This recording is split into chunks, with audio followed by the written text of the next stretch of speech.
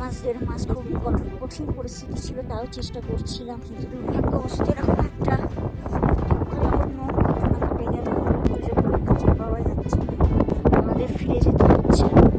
কিন্তু হাওয়া এত বাড়তে থাকছে, ঠান্ডা এত বাড়তে থাকছে ক্রমশ। সার্চ অ্যান্ড রেস্কিউ টিমের এত এক্সপিরিয়েন্স, ওনারা এখনো 22-23 হাজার ফুট উচ্চতাতেও পৌঁছাতে পারেনি।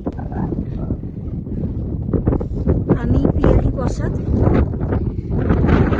মাকালু উইন্টার অভিযানে এসেছিলাম, শীতকালীন মাকালু অভিযানে। প্রচণ্ড বেশি চলছে, 150 কিলোমিটার চলে যাচ্ছে, 150 কিলোমিটার তাপমাত্রা -70।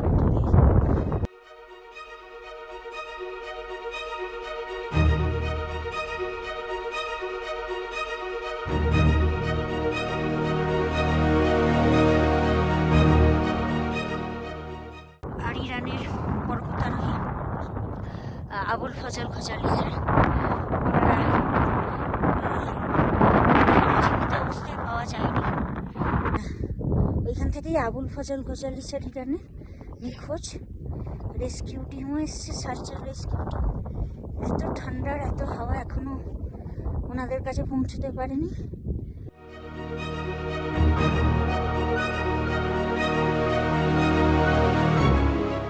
যদি সাবমিট করতে পারতাম, আমার খুবই ইচ্ছা ছিল, তাহলে পৃথিবীর মধ্যে প্রথম হতে পারতাম আমরা।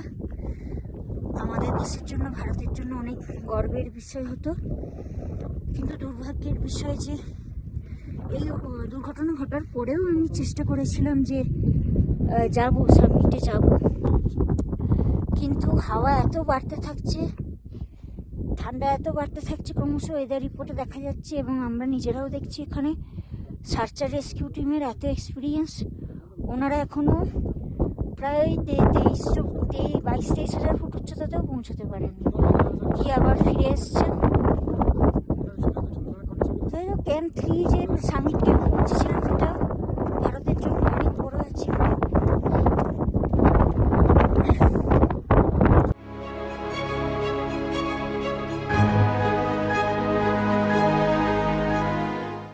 অভিযান আমাদের ক্যান্সেল করতে হচ্ছে, ওনাদের দুজনকে খুঁজে পাওয়া যাচ্ছে না, আমাদের ফিরে যেতে হচ্ছে। যাই হোক, আপনারা সবাই পর্বতারোহীর পাশে থাকবেন।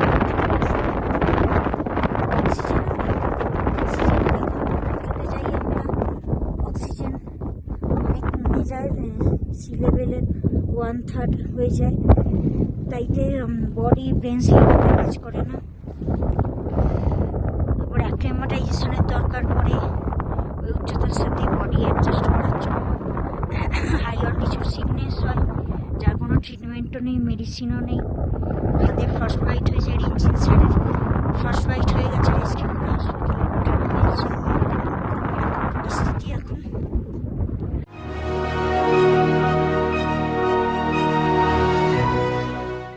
খুবই কষ্টকর পরিস্থিতির মধ্যে আমরা ছিলাম, চেষ্টা করছিলাম।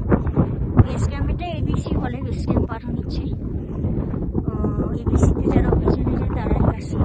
বেস ক্যাম্প পৌঁছানোই আমাদের খুবই কঠিন ছিল, এত ঠান্ডার মধ্যে 1 মাস 1.5 মাস খুব কঠিন পরিস্থিতি ছিল, তাও চেষ্টা করছিলাম।